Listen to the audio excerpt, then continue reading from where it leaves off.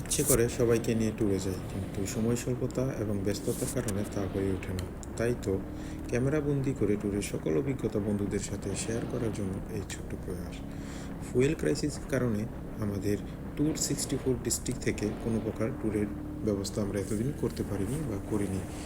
এখন আমরা প্ল্যান করেছিলাম একটি বড় ধরনের ট্যুরের জন্য, কিন্তু ফুয়েল ক্রাইসিস কিছুটা স্বাভাবিক হলেও ঢাকার মধ্যে হলেও ঢাকার বাহিরে এতটা স্বাভাবিক হয়নি।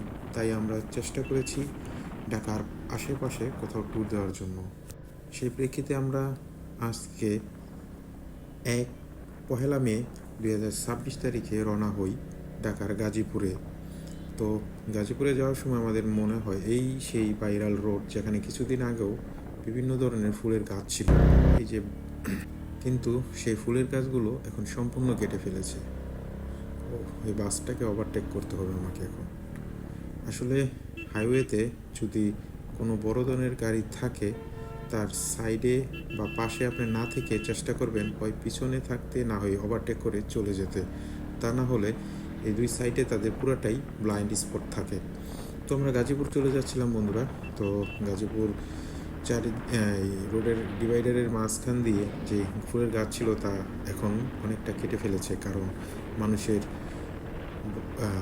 যন্ত্রণার কারণে। তারপরও দুই সাইডে বন্ধুরা আমরা দেখতে দেখতে চলে এসেছি সেই বর্তমানে ভাইরাল সেই বনখোরা রোড।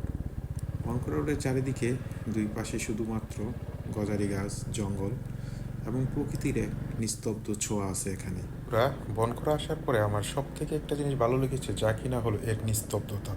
চারিদিকে শুধু সবুজ আর সবুজ এবং স্তব্ধ। কোনো প্রকার বাড়তি সাউন্ড বা পলিউশন এখানে নেই। চারিদিকে শুধু গজারি গাছ এবং মাঝখান দিয়ে এই রাস্তা। অসাধারণ অসাধারণ একটি ভিউ ছিল বন্ধুরা, যা কিনা যদি তোমরা নিজে না আসো তাহলে তোমরা দেখতে পারবে না। আমার সাথে আমার ট্যুর মেম্বার ছিল মাহমুদুল হাসান পলাশ, যাকে নিয়ে আমি এই আজকের ট্যুরটা সম্পূর্ণ করি বন্ধুরা। তো বন্ধুরা তোমরা দেখতে থাকো আমাদের আজকের সেই জার্নি। ধন্যবাদ।